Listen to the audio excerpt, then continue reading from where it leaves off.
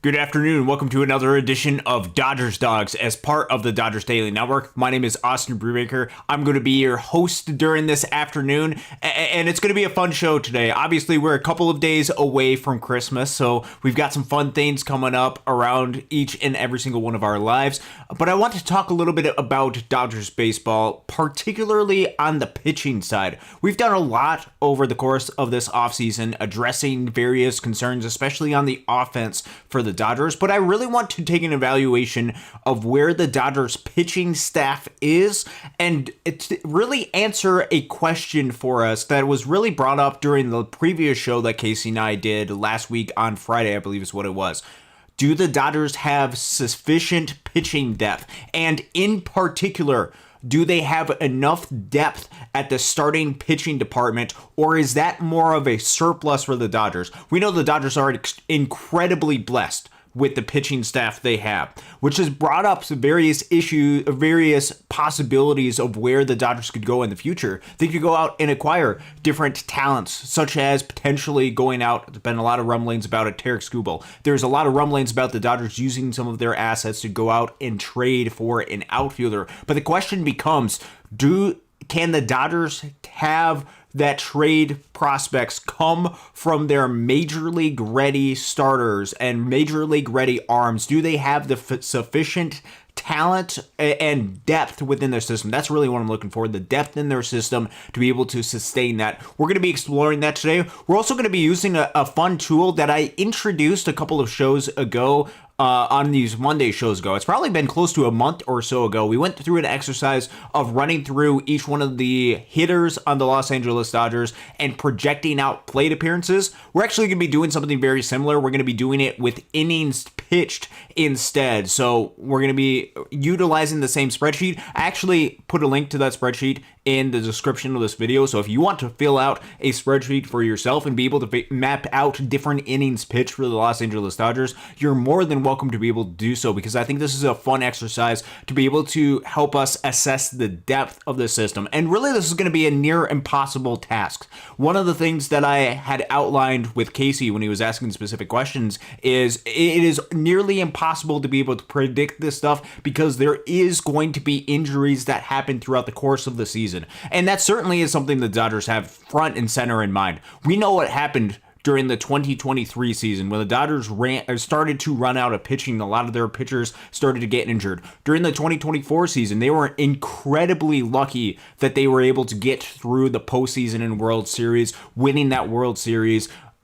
Despite all of the injuries that happened to the pitching staff, they were down to maybe 2.5 starters that they could rely upon throughout the course of that postseason. It was a stretch for the Dodgers. They had to rely upon Walker Buehler, who was terrible in Oklahoma City just a month before. Luckily, he was able to step up that performance. And I don't think that the Dodgers want to repeat that. So the question is, do you have enough comfortable depth that you feel like you don't have to endure that, while also making sure that your starters can get enough rest throughout the course of the season so they're healthy, ready to go in October, which is where it really counts? That's what we're going to be exploring. Happy to be able to join this with you. Also, if you guys have any specific questions, I'm more than happy to be able to answer any questions that you guys have to the best of my ability with as much detail as I possibly can provide. So happy to be able to do this. History Man and Sammy Boy, thank you for joining us. Merry Christmas to you and God bless as well. There is going to be a little bit of math, Sammy Boy Smith, as he had mentioned. It sounds like there's a little bit of math. I actually had done this quite a while before, as far as reading out some of the innings pitched. Now, one of the challenges that I did not get to be able to do, that Casey challenged me, is looking at innings and see if there's like some sort of peak as far as the best amount of innings a guy can throw. I actually don't know necessarily how I would go about approaching that, nor did I really have the time this weekend. Got to celebrate Christmas with my family on Saturday and then Sundays. I'm at church basically all day, so I did not get a chance to be able to do that quite yet. But that'll be something that I'll be exploring. What we're going to be looking at, though, is past history, as well as what do we feel like could be the optimal amount of innings that they should pitch during the course of the regular season that would also be able to provide them with enough rest to where we would think they would be comfortable going into October. But what I want to do right now is I want to go ahead and remind you guys of where the roster is at. And in particular, what we're going to be focusing on pretty heavily is the starting pitching depth of the Los Angeles Dodgers. And to do so, I think it is important that we go ahead and make sure that we understand where the state of the pitching side of the roster is first. This is part of the Excel spreadsheet that I created that I've been going back to over and over again throughout the course of the offseason. Currently, the Dodgers have a total of 24, really, I think it's 25 different arms with Shohei Ohtani part of the mix. He's not counted as part of this. But they have 25 different arms that they can go ahead and use. Let's focus on the starters in particular, because with the starting pitching that the Dodgers have right now, if the season were to start tomorrow, assuming that no Tarek Skubal trade is going down, the starting pitching staff in alphabetical order is Tyler Glasnow, Shohei Ohtani, Roki Sasaki, Emmett Sheehan, Blake Snell, Yoshi Yamamoto. I do not believe there is going to be much contention with that list. With the performance that Roki Sasaki was able to prove during the course of the postseason, I think that's more solidified his spot in the rotation going into the 2026 season. Doesn't mean that he's going to repeat his postseason performance. We saw a lot of struggle during the 2025 season with Roki Sasaki when he was on the starting pitching side, but I think going into spring training especially, Roki Sasaki has to be a heavy favorite to be one of the 6 starters going into the season. And yes, I'm projecting a 6-man rotation. You can call it whatever you want. They are going to find ways to be able to provide enough rest in between each one of these guys starts. So then that leaves a question of what is the additional starting pitching depth? Because we know that 6 pitchers for the Dodgers in the regular season is not enough. If 6 pitchers was enough, you would utilize some of these assets that you have for starters, and you would look to upgrade your major league roster immediately to try to make it as good as it possibly can. The reality is, though, you need more than 6 starters to be able to get through the course of the season. And the optionable starters that I have as starters going into the season are Landon Knack, River Ryan, Gavin Stone, and Justin Robleski, all in alphabetical order.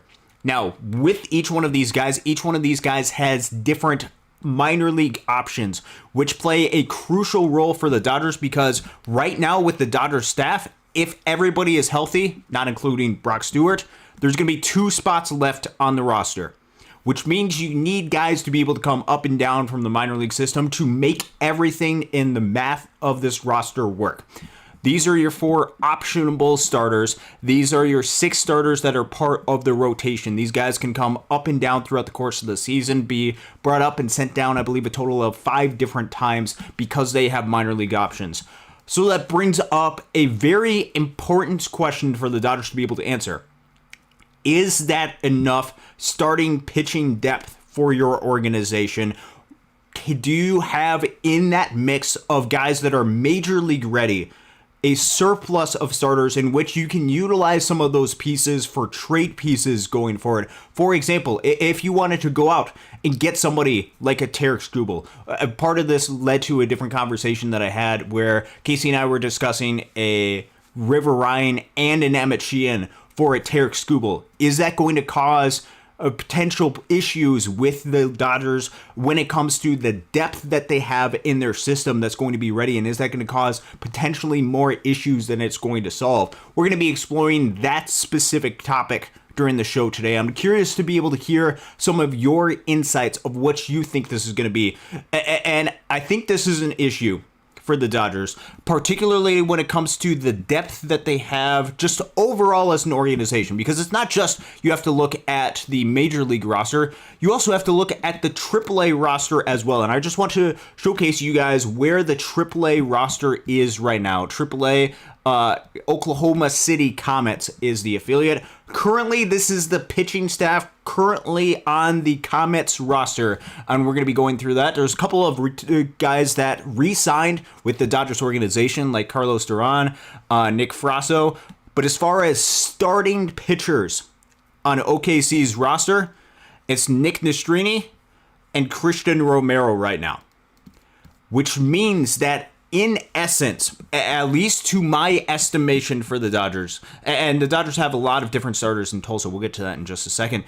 But the majority of the depth that the Dodgers currently have that can come up and be ready for the major leagues if there is injury, if they want to slow start some of these guys, comes from the group of Landon Knack, River Ryan, Gavin Stone, and Justin Robleski. So the question that you have to be able to answer, one, is that enough depth? Do you have too much depth within that group? Because several of those guys, if not all of those different guys, are deserving of major league full-time opportunities. The question is, can the Dodgers afford to give them those major league full-time opportunities, or do they need them to get through the season to have depth as part of the system? That is the first and main question that you have to be able to ask if you're a fan of the Dodgers. Is there another possibility that the Dodgers could be able to go to?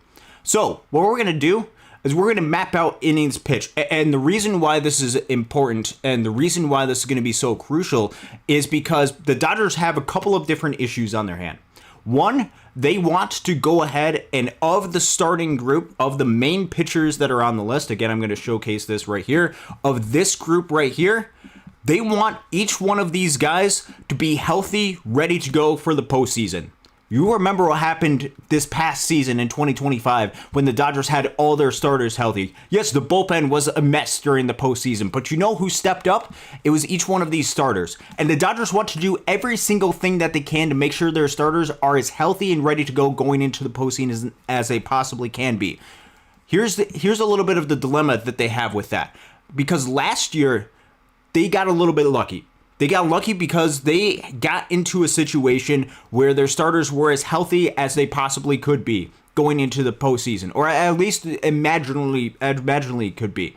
But that also came with a little bit of cost and wear and tear when it came to the bullpen in particular. And you saw that throughout the course of the regular season. Yes, I know regular season isn't the end-all, be-all, and you would definitely trade having your starters healthy, ready to go during the postseason. But you also want some less wear and tear on the bullpen, because I think that contributed to the impact that the bullpen wasn't able to have during the postseason last year. This is team pitching stats by innings pitched according to Fangraphs. If you go onto this list, you would expect the Dodgers to maybe at least be somewhere towards the middle of the pack. But last year in the 2025 season, the Dodgers were third to last, only ahead of the Colorado Rockies and the Chicago White Sox in innings pitched as a starting pitcher. If you were to change this to bullpen innings pitched, last year, the Dodgers were first in Major League Baseball at bullpen innings pitched. So, what does that mean? That means that the Dodgers had a lot of innings pitched by their starters, or not as many innings pitched by their starters, which ended up being a good thing because it meant their starters were healthy going into the postseason, but they also utilized and taxed their bullpen pretty heavily. So how did the Dodgers supposed to be able to help this dilemma to make sure that their main starters that they want to be able to contribute are healthy and can contribute going to the postseason, and make sure that overall they as a staff are as healthy in October, because that's where games actually matter? That's where we go back to this list, and that's where key contributions from guys like Landon Knack, River Ryan, Gavin Stone, and Justin Robleski are going to be able to come into the mix. That's where even for some of the bullpen guys, each one of these optionable guys, while they seem like, yes, they should be given them major league opportunities, the Dodgers are going to be strategic in how they utilize each one of their pitchers going into the season, and they need to be able to find a way to be able to, one, get these guys innings, but most importantly, make sure that these guys, the guys that they're going to be relying upon, are as healthy and ready to go into October. So the question remains, what is going to be the best way to be able to do that? And how do we optimize the innings pitched so that the Dodgers field a highly competitive club and make sure that they secure a spot going into the postseason in next year? I don't think that's going to be too much of an issue. But more importantly, how do we preserve these arms to make sure that the ones that you are most relying upon, the guys that you are paying, are healthy in October, while also providing opportunity for the guys at the minor leagues? And then once we get an evaluation of that, do the Dodgers have sufficient depth? And of the depth that they have, which one of these could potentially be utilized in some type of trade piece? We're going to be looking into that. First, we got a super chat. I actually don't know how to pronounce that name, but I can't thank you enough for being able to give that super chat. 1999 super chat. Love the charts. Your assessments are the best in all of YouTube baseball. You need to be in MLB front office position, hopefully here in Los Angeles. I appreciate that. I really do. And thank you for the $20 super chat. It really means a lot. Merry Christmas to you. It is one of those things where I try to be able to present the information in a way that makes sense in my brain. And oftentimes what I see out there on the internet, like Fangraphs, Baseball Reference, Baseball Savant, all these different places provide tremendous resources. I just like a little bit of tweaking to be able to see it in a more optimal way. I know Major League front offices put it in probably a much better way than I have it, but hopefully I'm able to convey the information as best as I possibly can for you guys and be able to present different charts, different Excel spreadsheet, and different resources for you guys to be able to utilize as well. To be able to best explore these different topics, because that's ultimately what we want to do, is be able to explore different topics together. So I can't thank you enough for being able to do that. It is humbling to myself. It's humbling for Casey whenever we're able to get support like this. So thank you so much for that. What we're going to do right now, though, is we're going to transition over into mapping out different innings pitched. We're going to be going back and forth between this Excel spreadsheet as well as different Fangraphs pages for each one of these guys. So this might look familiar for you. This is actually an exercise that we did quite a bit ago, a couple weeks ago, where we went through and mapped out different 2026 plate appearances for each one of the hitters on the roster. Again, remember down here we have a total number of plate appearances that are estimated to be had by a major league team, as well as we went through the process of mapping out each one of these plate appearances to guys that are part of the roster to see if we can make sure that we can give Dalton Rushing a certain number of plate appearances, to see what could be the contributions of Alex Freeland and Hae-Sung Kim, to see how much playing time we're giving to all these different guys. So it was a fun exercise that we were going to be able to do. One thing I intended to do on the show, and one thing that if you go to the link in the description, you can actually see this for yourself, is there is a starting pitching or just overall pitching staff wise equation to this as well. And what we're going to do is we're actually going to zoom in on this a little bit closer so you guys can get a little bit of a better look. It's set up the exact same way as the other Excel spreadsheet was, except there's a little bit of nuances and differences to each one of these. So you have each one of the pitchers, you have whether or not they have minor league options. This is where we're going to fill out the 2026 innings pitched. Then we have 2025, 2024, and 2023 innings pitches, as well as their major league ERA. There's a couple of technicalities with this, though. As you can see in the note at the bottom, the innings pitched totals are from non-rehab minor league innings, Major League Baseball regular season stats, and postseason totals. The reason why I wanted to do that was specifically for guys like Yoshinobu Yamamoto. Yamamoto did not just pitch 160, 170, 180 innings pitch that he pitched during the course of the regular season. He also had additional wear and tear on him in the postseason because he was absolutely legendary with what he was able to do in the postseason.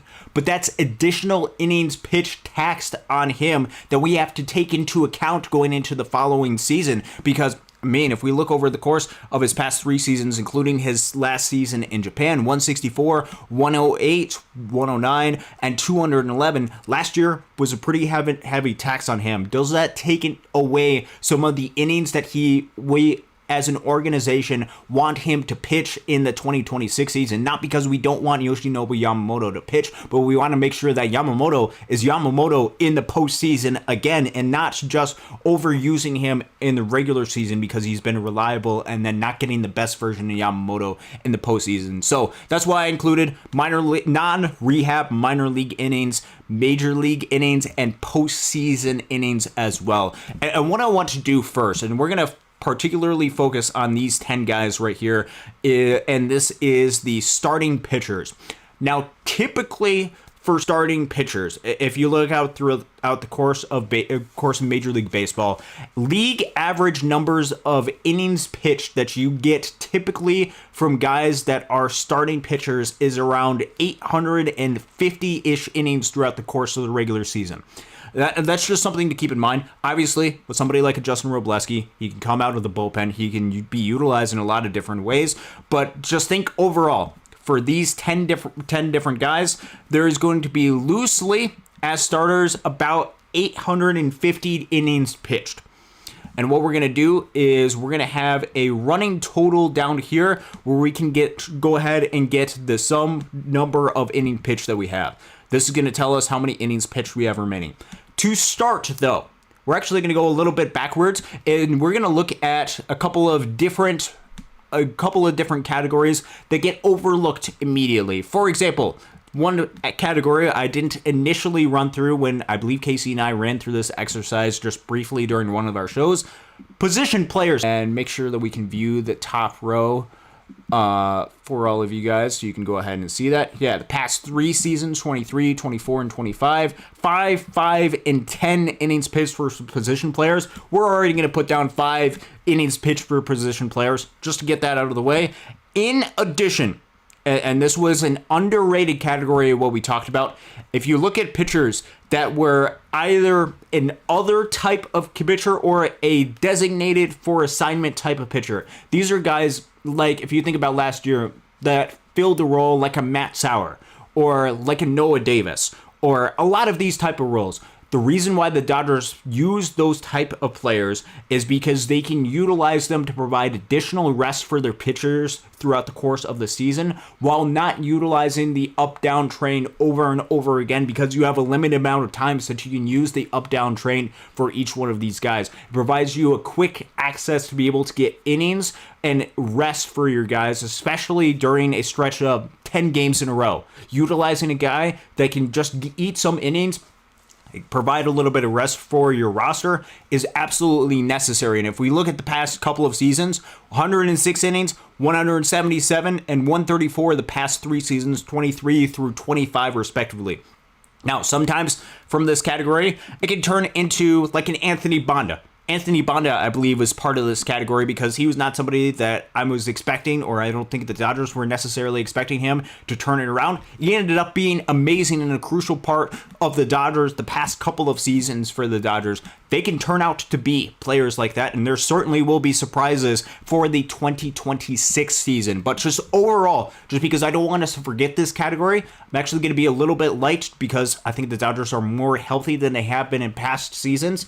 I'm only going to put 50 innings pitched right here, which means there's 1,450 innings pitched that are typically given out throughout the course of the season. That's already down for us to 1,395. So what we're going to do is we're going to focus primarily on the starting pitching. Again, these 10, Glasnow, Ohtani, Sasaki, Sheehan, Snell, Yamamoto, Knack, Ryan, Stone, and Robleski. What we're going to do is we're going to be able to we're going to go ahead and talk through each one of these guys specifically and be able to try as best as we can map out innings. Again, with the express goal that we're going to try to see if the Dodgers have enough pitching depth, or if it is possible for the Dodgers, out of the group that they have of the Knack, Ryan, Stone, and Robleski, they can utilize some of those pieces as trade assets. So what we're going to do right now is we're going to first examine Tyler Glasnow. And to do so, I think it is important to look at his total innings pitched, but also during the regular season pitched as well. Because with Tyler Glasnow, look, when he is on the mound, he is spectacular. You look at the past several seasons that Tyler Glasnow has had. Just reading back from 2021, during his time in Tampa Bay, during his 14 starts that he had in 2021, 2.66 ERA. Just 2 starts in 2022, 1.35. Then the past couple of seasons, it's 3.5 ERA or lower. That is an incredibly valuable pitcher if you are a Los Angeles Dodgers, if you're part of the Dodgers organization. And again, the underlying metrics, the expected ERA, FIP, and expected FIP, all back up his performance. Tyler Glasnow, when he is on the mound, is among the better pitchers in the game of baseball. The question with Tyler Glasnow is how often can you get him to be on the mound? You look at the past several seasons, 2021, just 88 innings pitched. 2022 dealt with injury, just 6 2/3. 2023, his last season with Tampa Bay, 120. 2024, his career high with 134. And then last year, obviously, dealt with injuries at 90 innings pitched. The question with Tyler Glasnow is, what is the optimal amount of innings pitched that you can utilize him to make sure that he is healthy going into October? That is the big thing, because let's remember with Tyler Glasnow how good he was during October last year. 1.69 ERA during 21 innings pitched, 21 and a third innings pitched. Tyler Glasnow was awesome in October. He needs to be an option that can be available for the Dodgers if he is needed, which certainly there is a good reason to say Tyler Glasnow, when he is healthy, is among your 4 best starting pitchers. He was the number 4 to the Dodgers last year, and he was spectacular in that. So that becomes a question of how many innings would be optimal for Tyler Glasnow. Looking at his regular season stats, just as a total, 2 of his last 3 seasons have been 120 or more. Those are, however, his only 2 innings, or only 2 seasons in the regular season in which Tyler Glasnow has posted 120 innings or more. Currently, some of the early projections on Fangraphs have him at 148 innings pitched. I think that is far too high given what would be optimal for Tyler Glasnow. Again, this is not something where I am rooting for any type of injury, but with the reality of where Tyler Glasnow is right now, I think it is fair to expect that could at least be some type of injuries that take place for him. And you want him to be optimized healthy going into October, which means you need to be able to provide him with some rest. Past 3 seasons, 125, 134, 111.2, including October. If you want him to be within that range of what he has pitched the past couple of seasons, while also being available to pitch 20 innings in October again, I think for Tyler Glasnow, you're looking probably around 100 innings pitched. 100 innings pitched, if you were to do about 5.5 for the number of innings that he would go out there, equates to about 17-ish starts for Tyler Glasnow throughout the course of the season. I think that's pretty close to right in line of what would be optimal for him going into the next season without overutilizing him and providing him additional rest to get right in line with what he has for the past innings pitch. Again, if he pitches more than that, that's a good thing for the Dodgers, but as far as being able to equate something similar to what he had previously, I think that's roughly around the total of what you could be looking at for him. Now what we want to do is be able to look at Shohei Ohtani. Now this is a little bit of a question mark as to how the Dodgers are going to utilize Shohei Ohtani. Again, they really slow played him in going into the 2020-25 season. Again, missed all of 2024 with Tommy John surgery for Shohei Ohtani, or whatever the surgery actually was, and really did not pitch a whole lot to start the season, or at least was really slow. But once he got to the October, he was as good and as dominant as he had been previously. Look at the past several seasons for Ohtani pitching on the pitching side.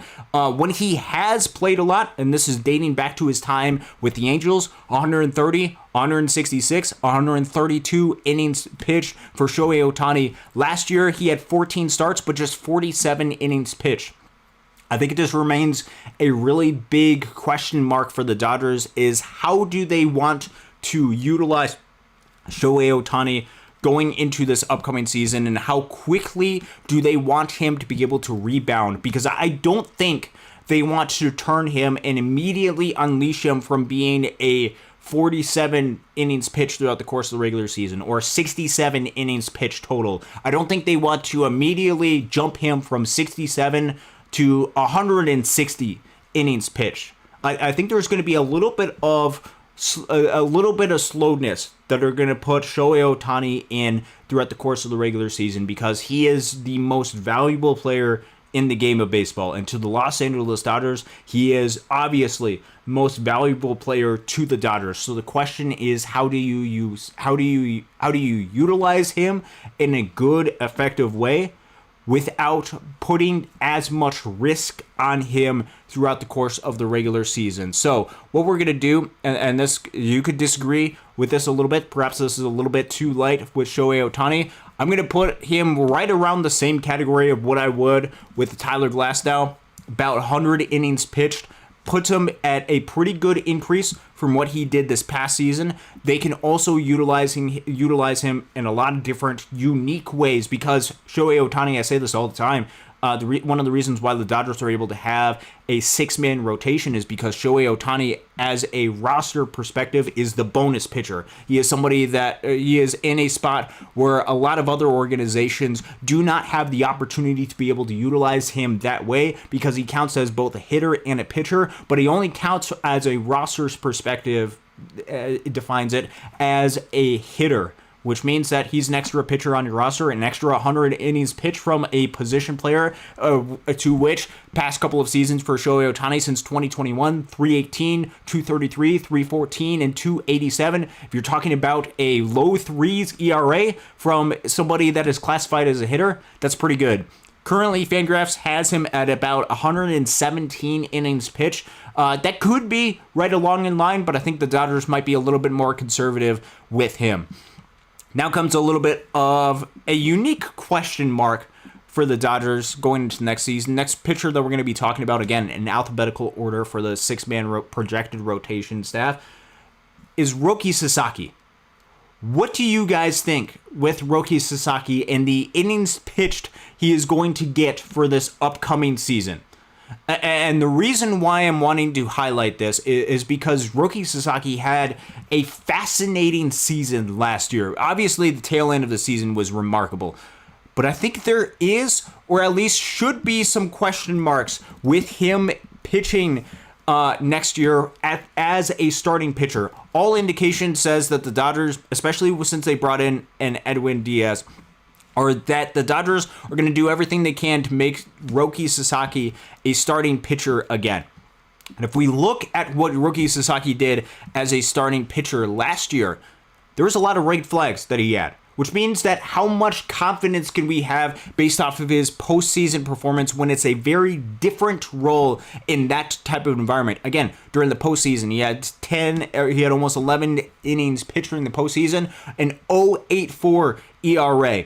Wasn't actually a ton of strikeouts for Roki Sasaki, just a 14% strikeout percentage, but he was really effective in that type of role. It actually is a lot lower than what I remember for Roki Sasaki. He was just really effective at being on the mound, but again, that wasn't super high with a swing and miss. With Roki Sasaki, his strikeout percentage when he was a starting pitcher was not overly high. As a starting pitcher, it was 17.5%, 14% once he moved to the bullpen, with a pretty high walk percentage, which means that all of the underlying metrics, the 4.5 ERA, the expected ERA, and the upper fives, leaves a lot of question marks as to Roki Sasaki and his effectiveness as a starter, which means, and this is one of the arguments that I have potentially against and I know these rumors are a couple of weeks old, but there was a lot of rumors about a Tarek Skubal and it costing both an Emmett Sheehan and a Tyler Glasnow.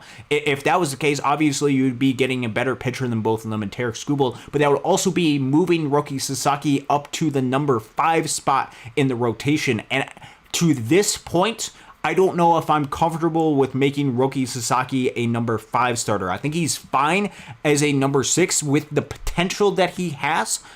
But going into this season, there still is a lot of question marks of what he's going to be able to do.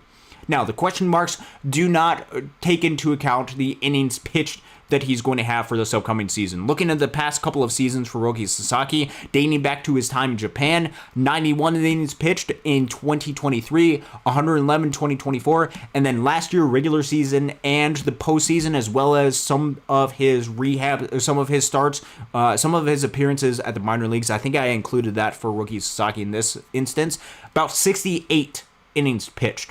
I think it's going to be an increase from 68 innings pitched, but with Roki Sasaki, I'm going to put it This is because I'm debating how much I want to utilize. I think they're going to rely a little bit more on Roki Sasaki, and I think they want to give him as much runway as they possibly can. The question is, and this is also another thing with innings pitches, they also have to be effective innings, because innings do not equate entire workload. It's based on how many outs you're able to get throughout the course of the season. I'm going to put this just slightly ahead of Ohtani and Glasnow because I think they can feel a little bit more confident relying upon him, or wanting to make sure that these two guys are healthier for the postseason as opposed to Roki Sasaki. About 110 is what I'm going to put for him right now, although I'm not overly confident with that. Again, I'm trying to be very loose with some of these. Fangraphs currently has him projected for 135. Again, I'm being super conservative with a lot of these estimates because I want to provide ample rest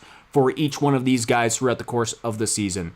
Next guy that we're going to be talking about is Emmett Sheehan. Emmett Sheehan returned, obviously missed all of the 2024 season, and I think it was a little bit of a question mark of how many innings he would actually pitch. I think I went through a little bit of this exercise last year, and I did not have Emmett Sheehan pitching a whole lot of innings for the Dodgers. Let's look at what his innings have been the past couple of seasons. And to utilize this, we're actually not going to utilize Fangraphs. We're going to utilize the spreadsheet that we have right here. 2023 during the minor leagues and part of the major league, and he did pitch in the postseason in 2023. 123 innings pitched for Emmett Sheehan. Missed all of 2024. 100 innings last year. I think Emmett Sheehan is going to be relied upon as one of the main staples of the rotation. Now, if the Dodgers were to map out a postseason pitching staff, I think that consists of Glasnow, Ohtani, Snell, and Yamamoto, which means that I think they're going to be a little bit quicker if something pops up throughout the course of the season to be able to go and provide those guys with additional rest, because you want to make sure Glasnow, Ohtani, Snell, and Yamamoto are healthy going into October. With an Emmett Sheehan, I think there's going to be an opportunity for him to be able to take on a little bit more innings. I still don't think that they want to overutilize him throughout the course of the regular season. 123, 100 innings pitched last year. I'm going to go ahead and put about 120 innings pitched this upcoming year for an Emmett Sheehan, just because I don't want to provide a super big jump in workload for him. Phenomenal season last year, 2.82 ERA in the regular season, and I think he's going to play a really big role for the Dodgers going into next season. I'm going to put it at about 120 different innings pitched.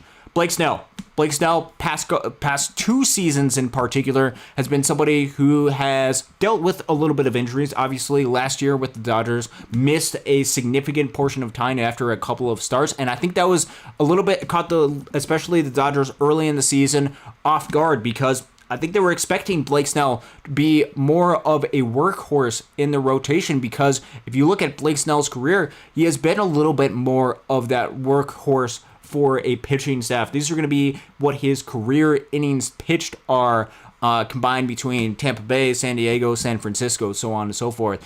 Dating back to 2021, near 130 innings, 2021 and 2022, 27, 24 starts respectively, 180 innings pitched for San Diego in 2023. 2024, that offseason, he waited a long time to sign, ended up signing with the Giants late, didn't get off to a fast start during spring training, and then missed a bunch of time early in the season before completing 104 innings pitched during that season.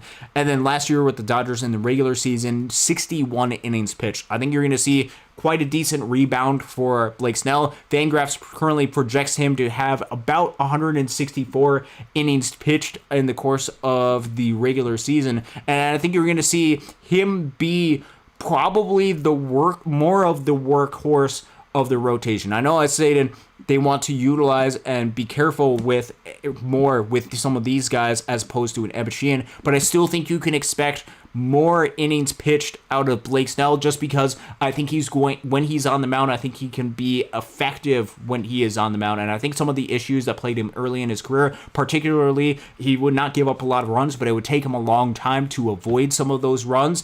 I think he's going to limit some of that this upcoming season. Fangraphs has 160. I'm going to be a little bit looser with that, and especially because the past couple of seasons he hasn't pitched quite as much, and he pitched late into this last season. I'm going to put it at about 140 different innings pitched for a Blake Snell. Again, these are all very loose estimates and very, very dependent on the health of each one of these pitchers. I absolutely have that at the front of the mind. Yoshi Yamamoto, past 3 seasons, 164 in Japan, 108 in 2/3. Obviously missed a lot of time in 2024 season, but was healthy, ready to go in the postseason. But last year, 211 innings pitched combined between Major League Baseball and the postseason baseball. He was absolutely a dog. He was a workhorse for the Dodgers. Do they want him to approach 200 innings pitched again?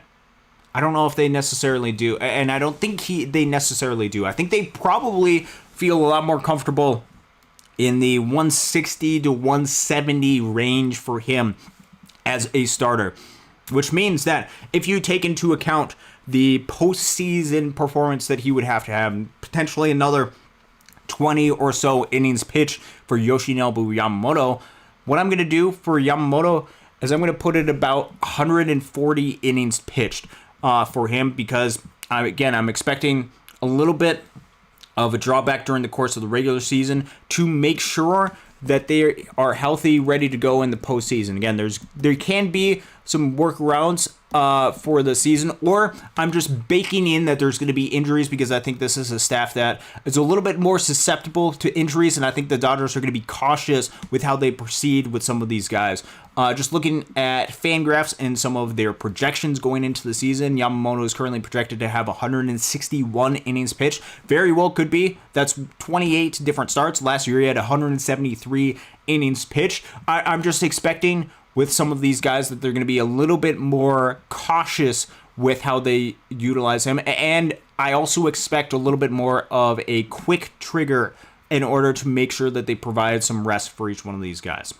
So this brings up a little bit of a question, and what I'm going to do is I'm going to go ahead and get this exact calculation for you guys. Currently, there is, as I stated before, the goal as far as starting pitching innings pitched, it can range anywhere between 850 to 900. Last year, the Dodgers were really low. They were closer to 800 innings pitched that they gave out as starting pitchers. Currently, with these projections, and I think at least with some of the estimates, you can at least agree that while they might be a little bit more on the conservative end, this seems at least somewhat realistic to what the innings count could be for some of these guys. That gets you to a total of about 710 innings pitched for each one of these guys, for the 6 main guys. For Glasnow, Ohtani, Sasaki, Sheehan, Snell, Yamamoto, throughout the course of the regular season, again, assuming that these guys are healthy and they utilize the optimal amount of innings pitched to provide rest throughout the course of the regular season, and making sure that they are healthy going into October, let's put that at about 710-ish innings pitched, which means if our goal for some of these starting pitchers, is the guys that you want to start the game, is at about 850 to 900 innings pitched, you're talking about 140 to 190-ish innings pitched. Let's put it at 850. Let's put that as our goal. Goal is 850, which means that we're dealing with about 140 different innings pitched that we can divvy up between Landon Knack, River Ryan, Gavin Stone, and Justin Robleski as starters.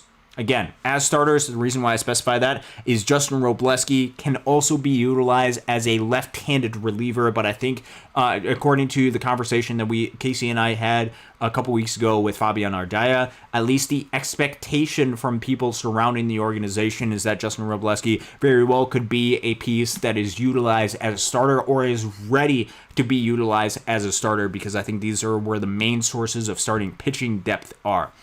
So that brings up a question.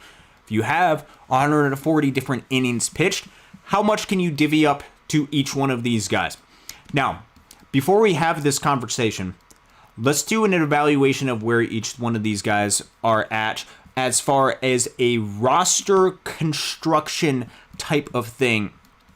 Because I think this is perhaps going to be a little bit under discussed, but I think it's going to be really important for us to be able to describe and just go over, just so you guys understand where each one of these guys are at. And this is going to be also going to be crucial to some of the points that I'm going to be making later in the video. If we look at option years, I think oftentimes fans know if a player can be optioned, but I don't think they always know how many times or how many more years they have left or how many options they have left. If we look at the guys that we had talked about previously, we have Landon Knack and Justin Robleski having 1 option year left. I think this is incredibly crucial for somebody like a Justin Robleski.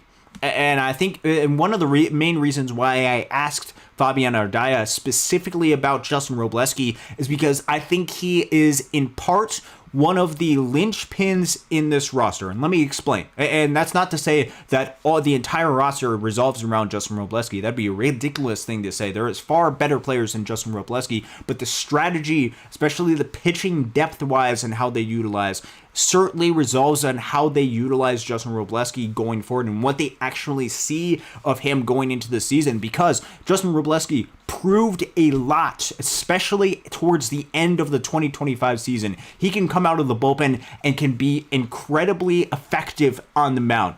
We saw this during Game 6 and Game 7 of the World Series, where Justin Robleski was one of the guys that came in. He came in an elimination Game 7 and was able to pitch in that situation, and I think you saw some of the heart of Justin Robleski as a pitcher on the mound that type of day.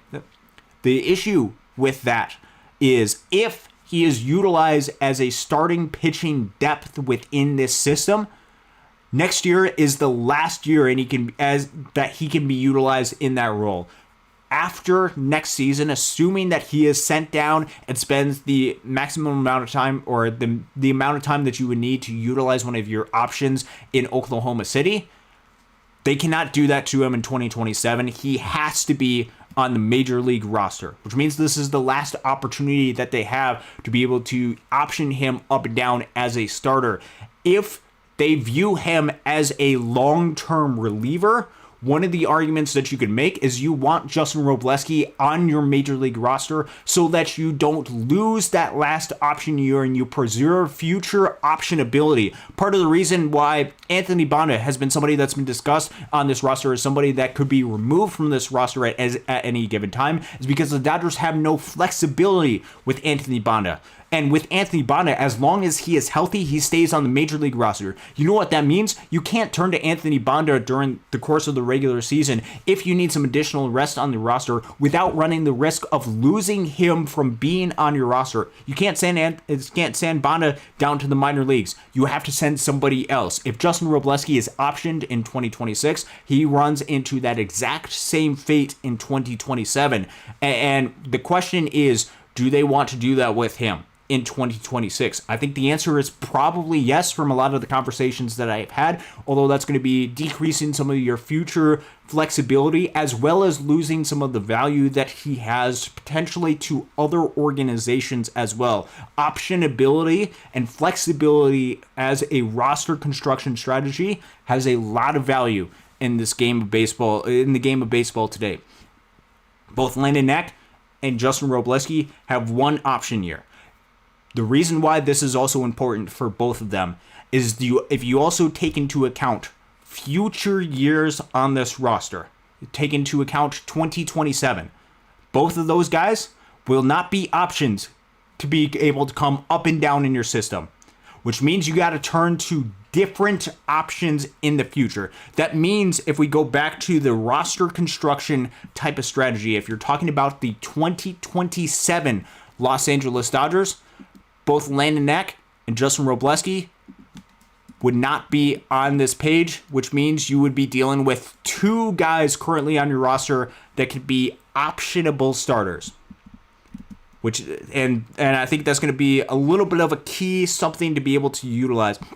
What this also is going to mean, especially in the case of somebody like a Landon Knack, is I think they could utilize him early in the season. And we'll dive into some of Landon's numbers in just a minute, but I think we often forget just how good Landon Knack was during the 2024 season. He was somebody that could be relied upon in the regular season for the Los Angeles Dodgers in 2024. Last year, very much a struggle, and I think that's why he is destined to be somebody that's going to go up and down for the Dodgers unless there's a dramatic turnaround throughout the course of the offseason. Both of those guys, somebody to keep in mind, both only have one minor league option left. Again, Landon Knack, Justin Robleski, 2026, last year to be optionable starter depths. Optionable starters. Gavin Stone, he's got 4 more years of team control. Both Knack and Robleski have about 5, I think. Gavin Stone, 4 more years control. He's got 2 option years left, which actually is an incredibly good thing, especially with him coming off of shoulder surgery. This gives the Dodgers as an organization essentially 2 different years to be able to utilize him and really help him rebound from the shoulder surgery that he had that really is able to affect him. But they have more time with Gavin Stone. One of the reasons why River Ryan is so valuable as a player is he has 3 option years remaining.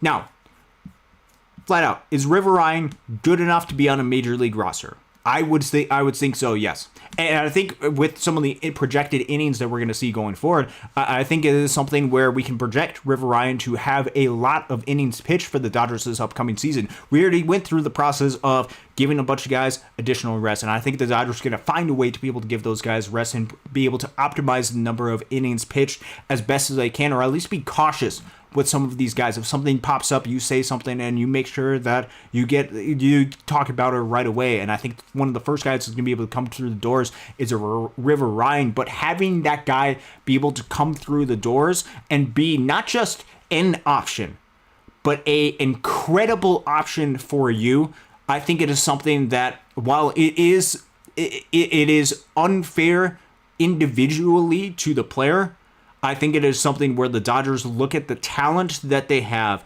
as well as the long-term flexibility of River Ryan, and they see that as being incredibly important to the organization, because you're talking about somebody who did not necessarily grow up as a pitcher. It came up through the Padres system as a two-way player, and the Dodgers turned him into exclusively a pitcher. Just recently coming in off of Tommy John surgery, there is less mileage on his arm. In addition, they have 3 option years, which means technically they could utilize him as the unofficial 7th starter in the Dodgers organization, meaning if something pops up, you know who's going to spend extended time on the Los Angeles Dodgers? It could be somebody like a River Ryan. He doesn't just have to be that for the 2026 season, and I'm not saying this is going to be his role, but this is an option for the Dodgers to have a role like this for him. He can also do that for 2026, 2027, and 2028 with the amount of options that he has. If, for example, and this is dating back to a little bit of the conversation that we had earlier, especially going back to the conversation Casey and I had with the Tarek Skubal, why don't you trade Emmett Sheehan and River Ryan in a package surrounded like that. If that was the case and the Dodgers were to utilize that, this would be, and going back to over here, and if they utilize the options as expected for Landon Knack and Justin Robleski, this would be your optional depth that you would have if you were to trade for Tarek Skubal with Emmett Sheehan and a River Ryan. There would be no Landon Knack in 2027. There would be no River Ryan to play for in 2027. There would also be no Justin Robleski as optionable starters in 2027, which means that you would be relying upon guys coming up from Tulsa being able to make developments, which, yes, there's a lot of talented pitchers that are going to be at Tulsa, no doubt. You would be relying upon them as optionable guys, and a Gavin Stone, who is coming back from shoulder surgery. which I do not believe is the situation that the Dodgers want to put themselves in, which means that River Ryan plays a big, massive, crucial role on this roster. I also think they're going to utilize him pretty heavily because I think they see the value of him as a player. And as there is long-term opportunities, if there's going to be something where it's going to be a couple weeks to a month, maybe a month or two, I think you're going to see somebody like a River Ryan play a pretty crucial role in that.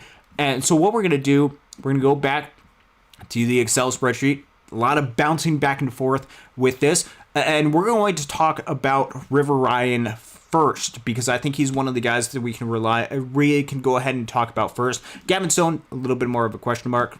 River Ryan we're going to talk about first because I think there's going to be some periods where the Dodgers are going to there's going to be some strategic ways in which the Dodgers can go ahead and provide long-term innings for a River Ryan.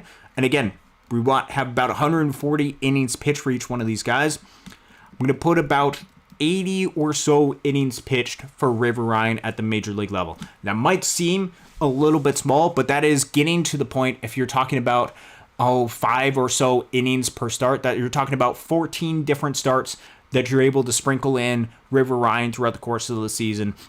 Could very well be more if there's any type of injuries that happen up here.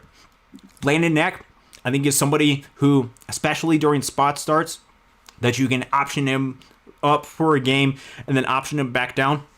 I think he could be somebody that could be really crucial in that. But let's not forget, at the major league level, Landon Knack, 3.65 ERA in the 2024 season at the major league level for Landon Knack. Last year, a little bit closer to 5. Struggled at Oklahoma City, no doubt.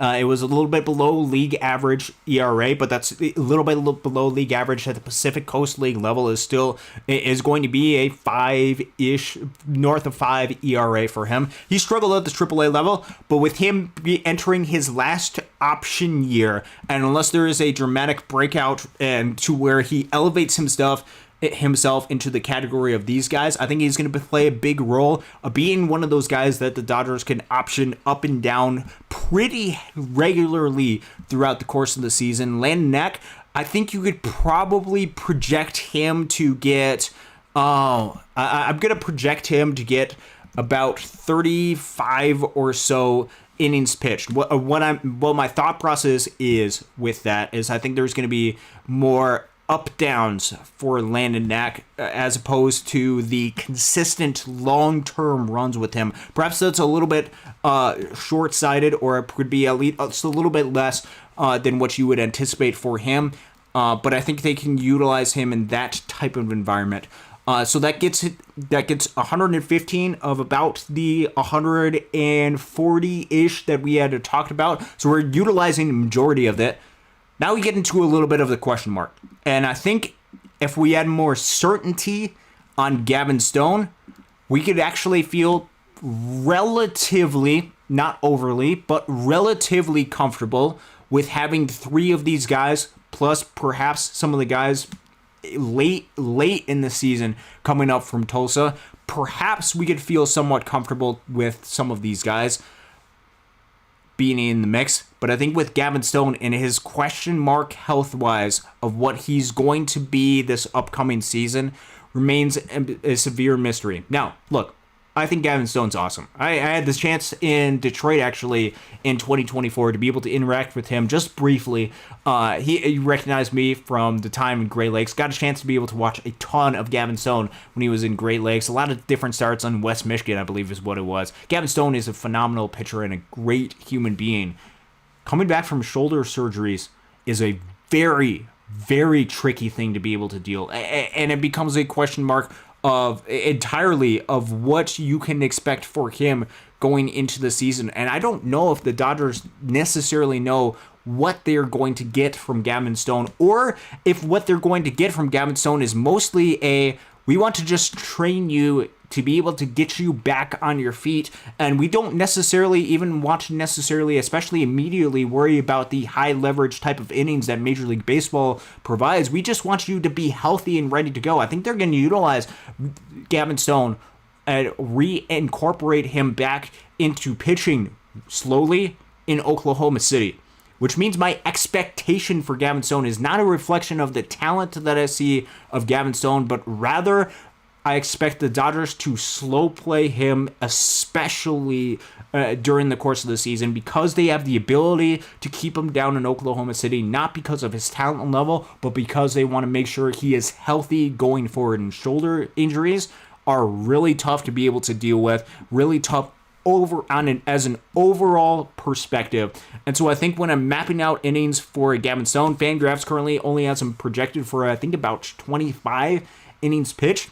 I think, honestly, and again, this could be dramatically under what you should expect, but I'm not expecting a whole lot from Gavin Stone in 2026, or at least I don't want to put that pressure on him immediately, or I don't want to resolve the roster around giving Gavin Stone a ton of innings pitched. I don't want that to be a burden for him necessarily, to where he has to put stress on his arms, or the Dodgers have to be reliant upon putting stress on his arm. That gets you to about 845 innings pitched between these 9 starters: Glasnow, Ohtani, Sasaki, Sheehan, Snell, Yamamoto, Knack, Ryan, and Stone. That does not include a Justin Robleski, which means we essentially got, with taking a little bit of a step back, with trying to provide as much rest to some of these guys as we possibly can, we technically did just about reach what our goal was, which again, for starting pitchers, if you go about to league-ish average in Major League Baseball to around 10th-ish in Major League Baseball for starting pitchers innings pitched, it gets us to about 850 innings pitched among those guys. Now, the question that you have to ask as a Dodgers fan is, do you think that's going to be enough room for each one of those guys? If so, perhaps you can look at somebody like a Justin Robleski, which I think Justin Robleski is a fascinating piece to be able to talk about, because I think there's a lot of major league clubs that could look at Justin Robleski and say, hey, there's somebody that we can utilize as a starting pitcher, but not a starting pitcher at our AAA team, a starting pitcher on our major league roster, and we see a ton of value and we want that guy on our major league roster. I think there could be a ton of value that you could get out of a Justin Robleski, to where if you have different conversations with teams, for example, with somebody like a Jarren Duran or a Brendan Donovan, or one of these trade pieces that other teams could want, perhaps you could utilize Justin Robleski as one of the pieces, and you look at your pitching staff and pitching roster and say, we have, I believe, sufficient depth going forward. We know that Justin Robleski, this is our last year to utilize him in this type of role, and we want to be able to trade him. Or, and I think this could potentially be what the Dodgers do with Justin Robleski. You also know with starting pitchers, with relievers, you want to be able to provide some rest for them. And I think this was something that I had talked about quite a bit, and I wish the Dodgers would implement this a little bit more. I think with Robo, I want to see him a little bit more, yes, stretched out as if a starter, but almost unofficially as a piggyback starter on the Los Angeles Dodgers roster. I think that would actually be a really good role for him to be able to utilize, and that provides you with the opportunity, if the games go sideways, you have somebody out of the bullpen that you could turn to and feel comfortable pitching length. That also preserves him in a role to where he's pitching in length consistently, and allows him to, if he needs to transition into being a starter, he can go ahead and transition into being a starter more full-time, but also keeps and preserves him onto your roster. I think that would probably be an ideal role, although technically with where the Dodgers are at, they could utilize Justin Robleski in some type of trade piece while also feeling somewhat comfortable going into the season where things are set. But again, and this is something I'm going to caution each one of you guys with and provide a little bit of insight. Things, even if you map it out into some more of the ideal circumstances, rarely ever work out exactly the way that you're hoping them to. And I think with the pitching staff, there is going to be things that pop up that are unexpected. How I picture this, and this is one of the things that I was responding to some comments that we had with Tomatley. Him and I, or at least I responded to a comment that he had on the previous video. And here's how I want you guys to be able to picture it as. I want you to picture the Dodgers starting pitching staff health as there being 100 different scenarios for the Dodgers starting pitching depth. Think of it as a percentile of health that they have throughout the course of the regular season. This health that the starters can vary from 1 to 100, anywhere between that throughout the course of the season. Of course, 100 meaning you can utilize your starters as much as you want, and they're going to stay healthy throughout the course of the season. I don't think that is a realistic possibility that the Dodgers can have. The question that you have, if you have a scale from 1 to 100 of the Dodgers starting pitching depth, is what is the expectation? Do you have plans for if this Dodgers starting pitching depth is not in the 70 or it's not in the 90 to 100 type range, but is more in the 50-ish range? Do you have enough pitchers to be able to cover that? And I think there needs to be enough insurance for the Dodgers as a pitching staff, especially the starting pitching staff, because we know that if the Dodgers do not have good starting pitching, as we've seen in past postseasons, that the Dodgers aren't going to win in October. And if they do have good starting pitching, there's a good chance that they're going to provide themselves with the best opportunity to be able to win in October. So the question mark is, how much insurance do you be able to provide to be able to extend the window that you can have acceptable starting pitching health throughout the course of the regular season? And Justin Robleski provides a little bit more insurance starting pitching wise throughout all the different options that possibly could happen throughout the course of the regular season. Now, just going back over here, as far as number of innings that I would expect Justin Robleski to pitch throughout the course of the regular season, it's difficult to be able to project this because I think he can utilize in a lot of different ways. I'm not going to utilize him just as a starting pitcher, though, because I think he can be more of that piggyback guy, could potentially turn into that bullpen type piece. For Justin Robleski, I'm going to put about 60-ish innings pitched for him. If you utilize all of those different guys that are part of the mix, it gets you just over 900 innings pitched. If they were all utilized as starters, that would be a good mark as to providing a lot of rest for the bullpen, which pitched a lot throughout the course of the season. Leaves you with about close to 500 innings pitched that you would have to divvy up between each one of these different bullpen guys, which I don't know if we'll get into at this point. We'll actually dive into the comment section in a little bit. If you have any questions, be sure to be able to leave that right there. But I think that provides you with a little bit of a fun exercise and a lot of questions of, do the Dodgers have a surplus of depth in the starting pitching category? And one thing that I want to do before we get answering any specific questions is I also want to be able to address where the Dodgers roster is right now at the minor league level, because we talked a little bit about Oklahoma City and their starting pitchers. That does not mean that the Dodgers do not have any starting pitching prospects that are part of the system, but I think a large majority of them are going to be in Tulsa this upcoming season. If you look at the Tulsa pitching staff this upcoming season projected by Fangraphs, Adam Sernowski, Big Ski, phenomenal. He came over in the Ben Rortvedt trade. The Dodgers had the Hunter Fiducia trade, three-way trade between Cincinnati and Tampa Bay. He is, among this group, one of my absolute favorites in the mix. I got to see him very limited time in Great Lakes. Did get to see him, I believe, once in Dayton. Adam Sernowski is a really good pitcher. He's going to be likely added to the 40-man roster after next season. He is going to be one of those depth guys that could be called up to Great Lakes. Jackson Ferris, another pitcher that is highly talked about.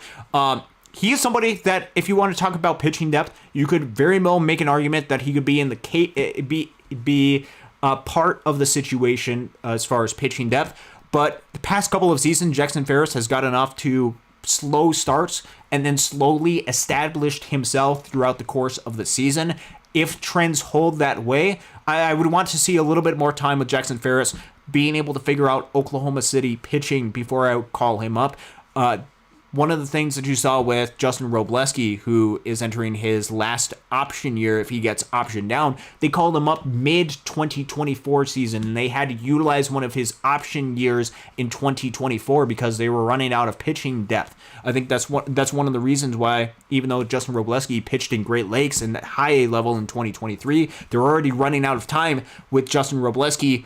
I don't know if they want to do that with Jackson Ferris quite yet. I don't think they want to start his clock, or at least, if at all possible, not utilize one of his option years for 2026. If they have to, they absolutely will. But if they can avoid it, I think they're going to try to avoid it. Perhaps you could see a late 2026 call-up. Patrick Copen, another phenomenal arm. Casey had a chance to be able to interact with him a couple weeks ago at Great Lakes this season. Phenomenal strikeout rate. Peter Hubeck, Ryan Kroll, Luke Fox, all great guys. Rocky Gutierrez as well. All guys very well are going to be part of the conversation of being able to add to the roster. They are a talented bunch, but they are still another year away, which means the depth that they have, especially as starters, I think we got to wait just a little bit to be able to see them be starting pitchers going into this upcoming season. So be patient with each one of those guys.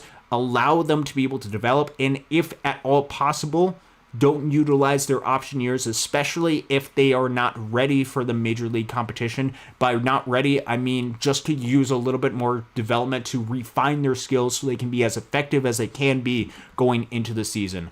Let's go into a little bit of the conversation into the comment section, because I've been ignoring you guys throughout the majority of the show. If you guys have specific questions, be sure to be able to ask them throughout here, and I'll be able to answer them as best as I can.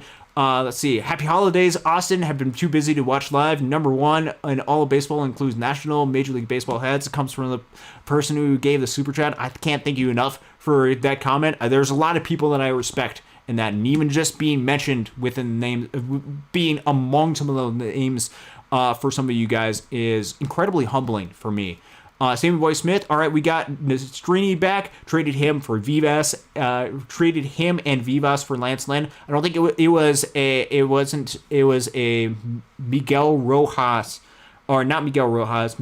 Was that Miguel Vargas type of trade that we had and traded Nick Nastrini? No, that was the Jordan Leisure was part of that deal as well, that Nick Nastrini was traded away for. So he's back in the organization. Hopefully he'll be able to rebound with some of the coaches that helped coach him coming up through the system.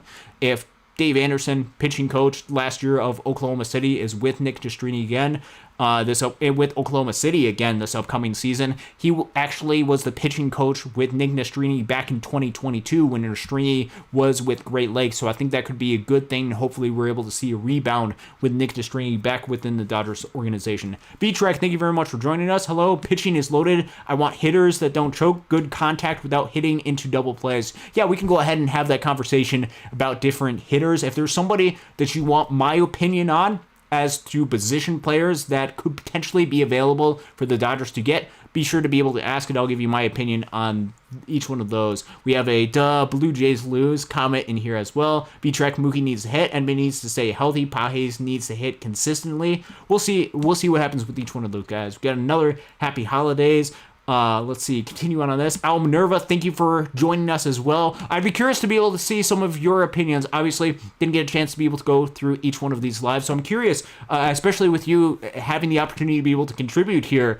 If you did not get the chance to be able to check out the Nicholas Cruz interview, Al Minerva was the person who was translating for us. So I'm curious to see what some of your projections for some of these innings pitched are, and I'm happy to be able to dive into some of that. CNAV, thank you for joining us as well. Sammy Boy Smith, we're going to have at least 230 innings of real injuries missed.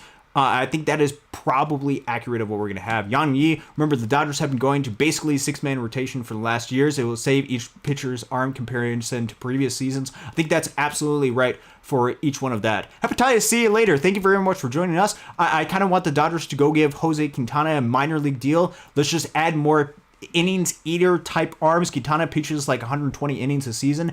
If Jose Quintana, the Dodgers can get him to a minor league deal with incentives, some pretty incentive-laden type of contract if he goes up to the major leagues. One of the things that I've been actually questioning about for a little bit, just because the Dodgers consistently do this, is are they going to add even a starting pitcher just to be able to add some additional depth? If they can get Jose Quintana, who would be among that type of rank to a minor league deal, I think that is something, one, they're going to have to do because they don't have a ton of guys at the AAA level that I think they would be comfortable about, besides the guys that are going to be optionable. But I think they just want to add maybe another arm to that mix that they can feel comfortable, if needed, to call up and eat some innings. Jose Quintana, if he can truly be had on a minor league deal, would be awesome to be able to get and be able to fill innings as needed to provide additional rest for the sun, or at least add some additional insurance to the system.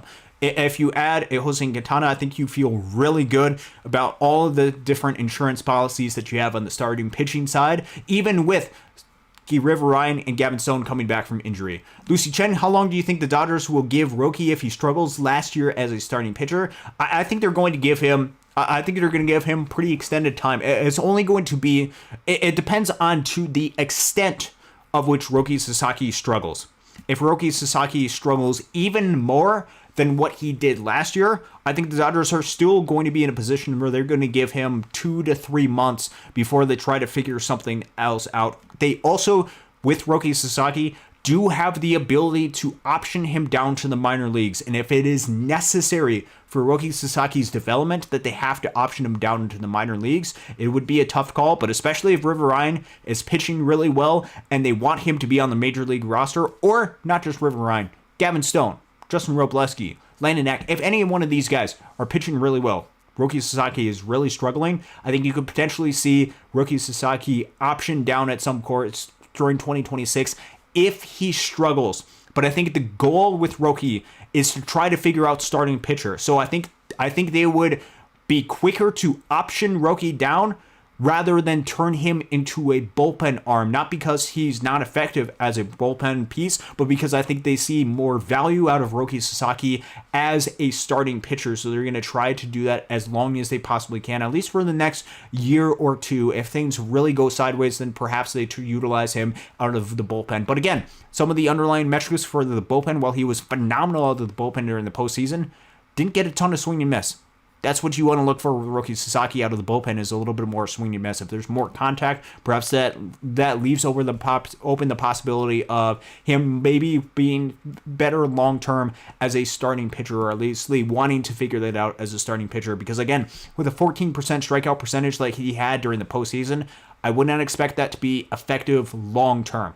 I want to see more out of that, which you're dealing with a rookie, dealing with somebody coming over from Japan who still has got a lot to be able to prove, but a lot of time to be able to develop that as well. I'm trying to see it later. Dodgers and Roki are going to try to start her out till year 6 of his arbitration deal. He's so cheap, so they both are going to try to start her out till that dream is truly over. They're going to do whatever they can to be able to do that. Keep him as a starter as well. Let's see. Continuing on with a couple of these. Same with Boy Smith foreshadowing that River Ryan will get the Cy Young Award. We'll see about that. Benji, thank you very much for joining us. Rocky Rivera 5, is Casey going to be on the show? I miss him. He's not going to be on the show tonight. I believe he's going to be on the show I'm going to have a show tomorrow. I am unavailable tomorrow, so I will not be on the show tomorrow with Casey. If he is available, he will do a show tomorrow. Monday nights, I try to do my own show. Casey is unavailable on Monday nights, or most Monday nights. He's off doing a whole bunch of different things. And so I try to be able to provide you guys with something as best as I can in the comments. Target the Shark, thank you for joining us. Carlos Garcia as well. Hit that like and subscribe button. Says CNAV, Kristen Rodovaro. Hepatitis, see you later. Beauty thing of this offseason, our pitching is amazing and loaded. The number one concern for us this offseason was just offense. Even the bullpen could have been solved with our younger guys. They have a lot of different guys they can be able to utilize in each one of these different roles. And even with guys, and I know Tark Shark had mentioned Ben Kasparius and Kyle Hurt, I think both of them, the Dodgers, in their mind, view them as more relievers at this point. Perhaps I'm wrong. Perhaps they turn Kyle Hurt into a starting pitcher. Both of them have been starting pitchers throughout their minor league journey, but my expectation overall is that they're are going to be relievers for the most part. Now, if another major league organization views Ben Kasparias or Kyle Hurt as a starting pitcher and attaches a lot of value to each one of those guys, instead of utilizing Kyle Hurt and a Ben Kasparias for 2 more years as optionable guys, perhaps the Dodgers utilize or maximize on the value that Kasparias and Hurt has with trading one of those guys away at some point, or utilizing them in a trade piece for one of the outfielders, especially if another team views them as a starter and attaches more value to them as a result of that. Those are a couple of players to be able to keep in mind. I don't want the Dodgers to go back and forth with each one of those guys, though. I want them to be a little bit more defined in their role. You're either a starter or a reliever. And my expectation, given the depth of the organization, and given the pathway that's going to be easiest for them to reach the major league level, it's probably out of the bullpen. So I would expect each one of those guys to be the bullpen. Kasparias played starter reliever role last year. Says Tark the Shark started well, but he was overwhelmed by the second half of the season. I think that was in part because the Dodgers flip-flopped his role quite a bit, and once he had to make that transition, again, think late May, early June type time period, back to being a starter pitcher, then back into being a bullpen guy. I think that's when you started to see a lot of the struggles for Ben Kasparias. I think he is a really talented pitcher, and I expect a lot for him going forward, but I think that played a little bit of a negative role for him last season. Young Yi, do we want a solid defensive center fielder or outfielder with a good bat? It's a fascinating question. Either one could solve certain issues. I think the more pressing issue, in my opinion, would be somebody that's a little bit more effective on the bat. That's at least the direction that I want to go. I don't want to neglect defense, but I would prefer somebody that had a little bit more impact of a bat. That's not going to be a super negative defender. If the question was relatively decent bat but really good glove, or really bad glove but a pretty good bat, I would go for a little bit more of the glove. But I want somebody, even if it's more middle of the road type defense, to be a little bit more of a solid bat. For example, I would prefer a Brendan Donovan over a Harrison Bader to be able to add to the mix. I think that would be a better addition for the Los Angeles Dodgers and make the team overall better. Although certainly, if they get a defensive first center fielder, that would certainly solve some of the issues that the Dodgers have. And so either one, I could see the Dodgers going in either direction, but I would prefer the bat a little bit more. Steven says, I'm a little bit disappointed. Why do you never mention the Loons were a running team? Number of stolen bases, Loons in 2025 was crazy. I have mentioned that in the past, or at least I've mentioned that Kendall George had stolen 100 bases for the Great Lakes Loons last year. But it wasn't just Kendall George that stole 100 different bases. You saw a lot of different players for the Great Lakes Loons steal a lot of bases. Let's actually pull up some of the stats for the Great Lakes Loons. We're actually going to do this a little bit live. I did not have this prepped because I wasn't necessarily expecting that, but I'm glad that you brought that up because I'm always willing to be able to talk about the Great Lakes Loons, which, by the way, in case you don't know, this hat that I have is a minor league hat that actually is associated with the Great Lakes Loons. So if you're not familiar, minor league teams typically have what's called alternative identities. So they don't always play, for example, as the Great Lakes Loons. There's a couple of nights of the year where they transform into what's an alternate identity. This hat is actually one for the Loons, Los Pepinillos Picantes del Norte. 3 nights of the year at home, they transform Los Pepinillos Picantes del Norte, really as a way to be able to celebrate Latin heritage. It's an initiative that is really spread out throughout a lot of different minor league baseball teams. This is the Loons version of that. And so just want to give you a little bit of highlight into that. But I'm always willing to be able to talk about the Loons. These were their stolen base leaders, sorted by stolen base last year. Obviously highlighted by Kendall George, who had 100 stolen bases. Phenomenal. I've never seen anybody as fast as KG was. He also had a phenomenal season last year. 131 WRC plus for Kendall George. A lot of walks, more walks than he had strikeouts last season for KG. But we're focusing on stolen bases. Would it surprise you that Josue DePaula had 32 stolen bases last year? Or that Zaire Hope had 26 stolen bases? All 3 of these outfielders are really good with what they're able to do. And Josue Depala, I think his athleticism gets a little bit undervalued. I don't think he's the greatest defender in the outfield, but he does have a little bit of speed, or at least some smart baseball instincts, and that was highlighted by his 32 stolen bases. Joe Vitrano, the first baseman. This might surprise you if you know the Loons as an overall team. Joe Vitrano had 21. Wags, Logan Wagner had 18. Eduardo Quintero, during his very limited time in Great Lakes, had 12. Jake Geloff with 11. Jordan Thompson with 10. Cole Myers, during a short time, had 9. There was a lot of different players in the Great Lakes organization that stole a lot of bases, but it wasn't just Great Lakes. I want you to look up and down throughout the entire system at how many stolen bases that this team has.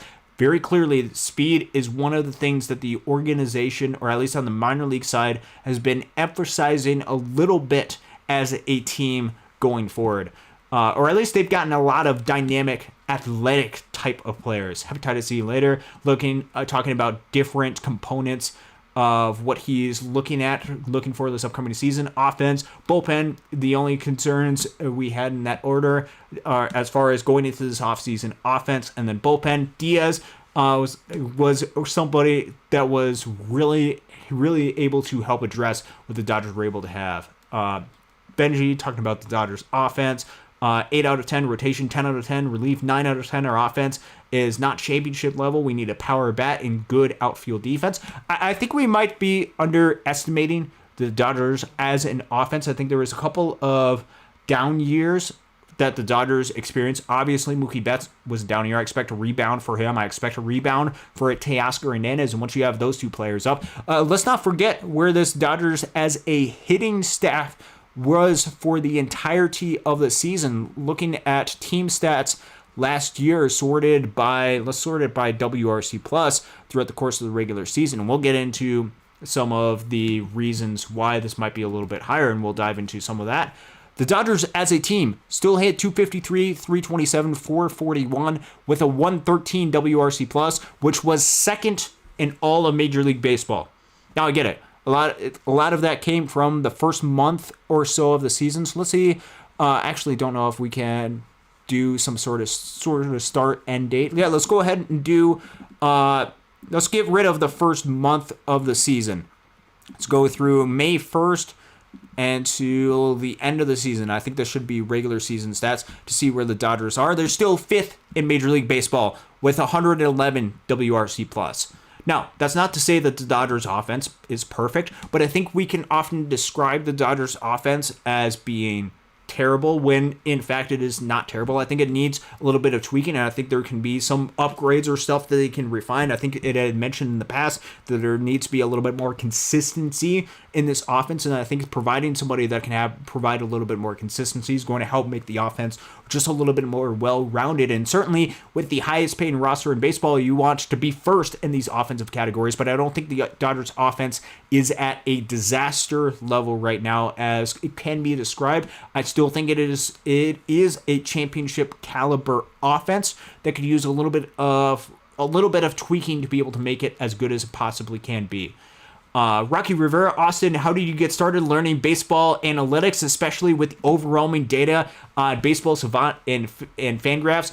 It started off really young, being just invested in the game of baseball. But as I started to grow older, I just started to research a lot of this different stuff. And this, I'll tell you exactly how I did it. It started with me wanting to understand this information as best I possibly can with an aspect that was relevant for me. So I started off actually with Great Lakes Loons baseball data because there was, as you have come to realize, I like my data set in a very particular way.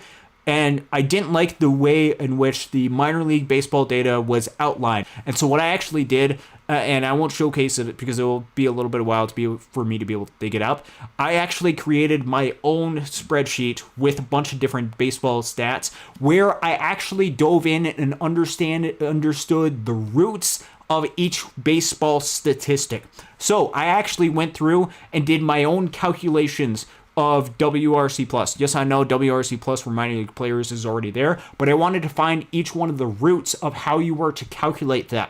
And it led because WRC plus weighted on base average is an important component of that. I figured out how you calculate WOBA and what that actually means. I went through different pitching staffs. One of the stats that's not available for minor league players is SIERA. It's an ERA estimate. I went through and tried to figure out how you go about and find each one of those estimates. So it really came from a curiosity standpoint of each statistic, finding out and doing a lot of research of what it is, why is it relevant, and what goes into that calculation. It's a one at a time type of information that you just have to slowly be able to digest. And once you start slowly being able to digest some of this information, especially if it's something that gets mentioned or you see go on Fangraphs or Baseball Savant, and you start looking at some statistic, for example, with weighted on base average, with WOBA and xWOBA. Well, what does that actually mean? I would literally just do a Google search and be able to look what each one of those terms are and try to watch different videos or different things as to why those different baseball statistics exist, because there's a reason and rationale why each one of the baseball statistics on Fangraphs exists. A little bit of exploration, a little bit of curiosity on your end. If you let curiosity be able to take you down a little bit of different paths, and especially if you find a way for you to be able to apply that different statistic, some of the things will start to click in your mind. So for me, it started off with actually going in and creating and finding different information to be able to make Midwest League statistics for the Great Lakes Loons work out together.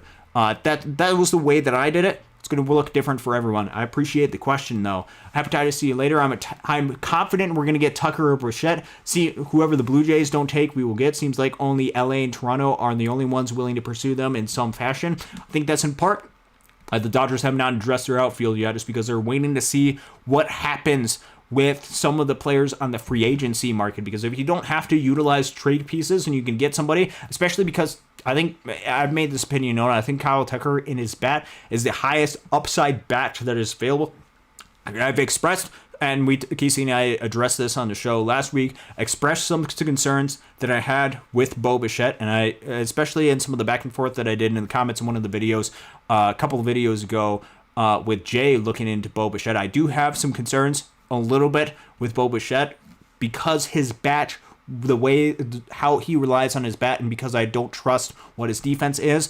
But both of them are incredibly talented players, and if the Dodgers have an opportunity to get one of those players at a year's cost that is to the advantage of the Dodgers, I think you could see the Dodgers waiting around to see if they can strike on one of those players at some point. And sometimes being able to wait a little bit, especially with the talent position the Dodgers have, can lead to some really good deals and really good decisions for the Dodgers. CNAB back-to-back championships means the team is championship level. Our defense could be better, though, especially Teoscar Hernandez. I think so. Benji, honestly, apart from Tucker, Bichette, and Duran, not really sold on anyone else's power. Bregman, after that, I don't think they're going to get Alex Bregman. I just don't want to see guys like a Newbar and a Quan. I also don't want to give up some of the assets. I think they still are going to be looking for different upgrades. And I think and this might be a little bit of a different show just because we're going a little bit long here. Dodgers Dawgs, part of the Dodgers Daily Network. I think Lars Nootbaar might be a little bit more of an underrated option than what people are giving him credit for. I think he actually would be a little bit better player than what we would be expecting, but it would be a little bit of risk with him coming back off of injury. Depends on how much it would take to be able to get him. But I think they still need to go out and get somebody that they could potentially rely upon at some point. Let's see, coming on.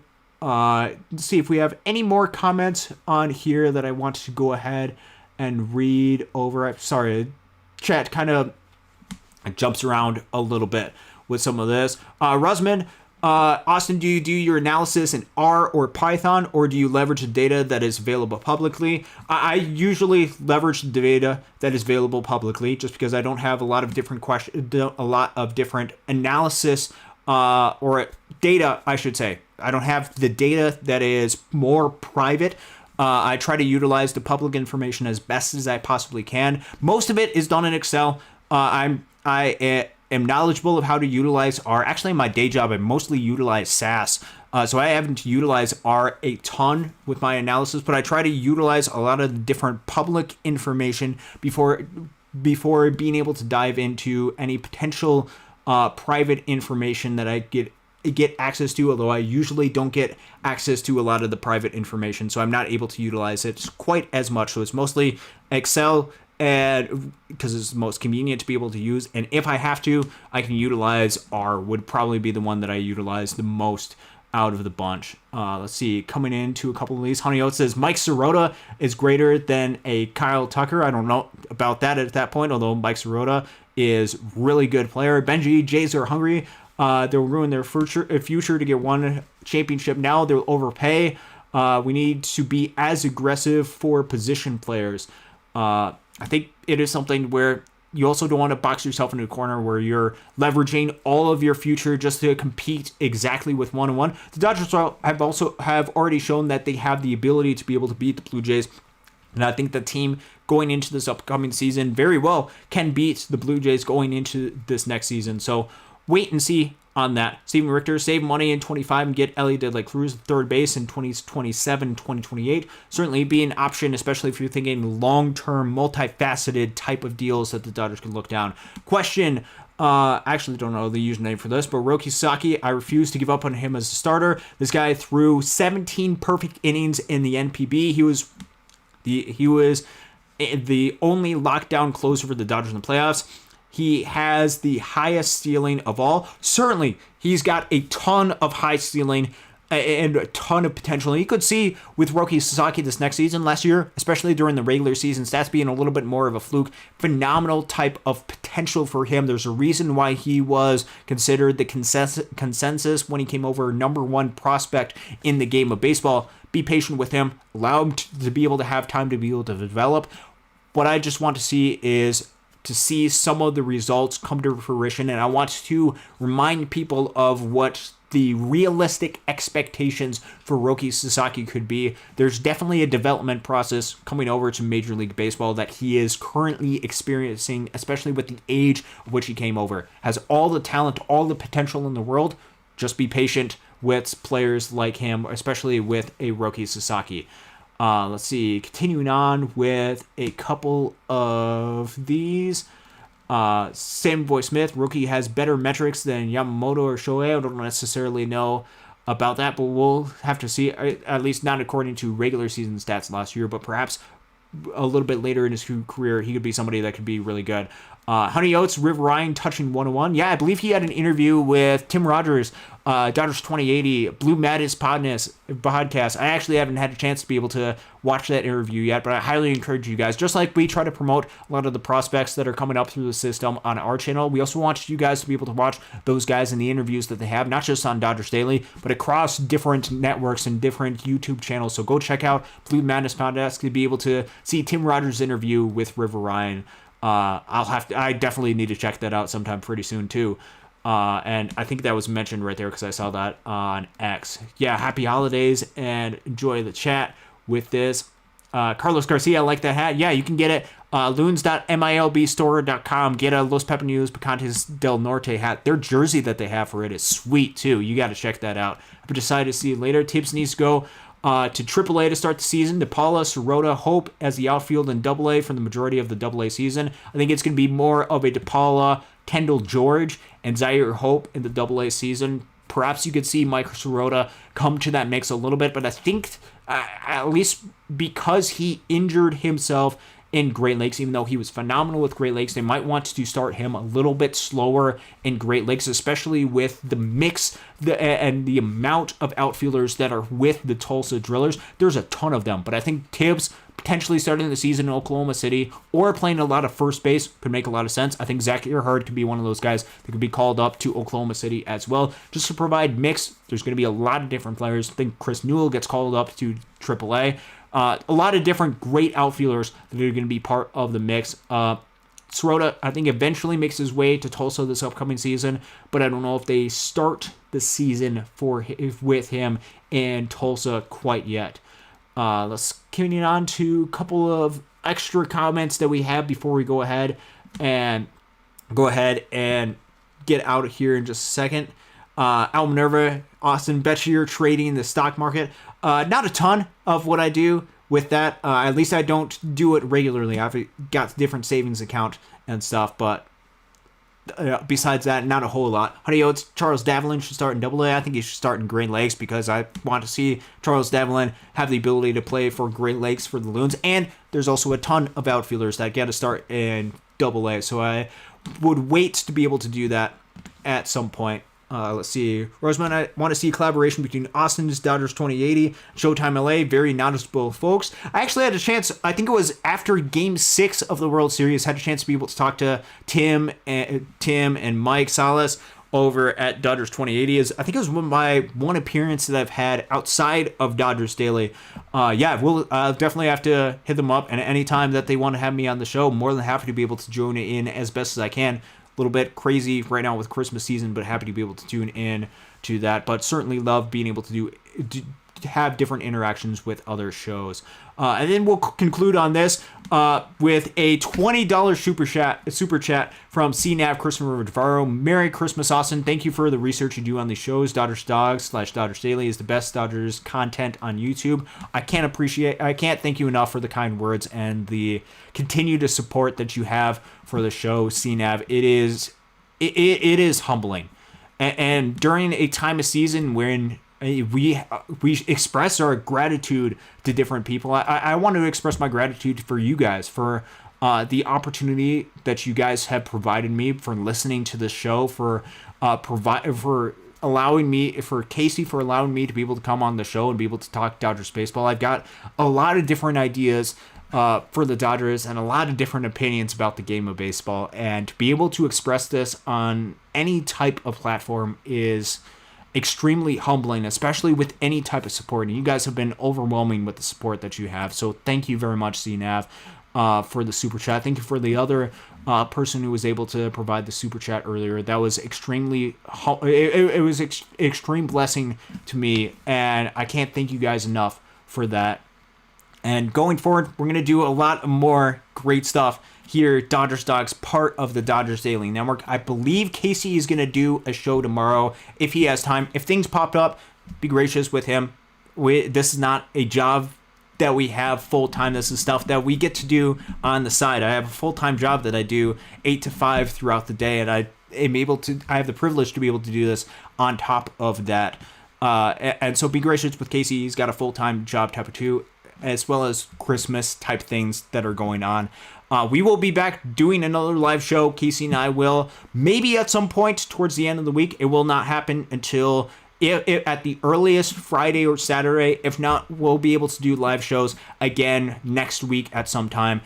Until next time, thank you very much for tuning in. I hope you guys have a Merry Christmas. God bless, and go Dodgers.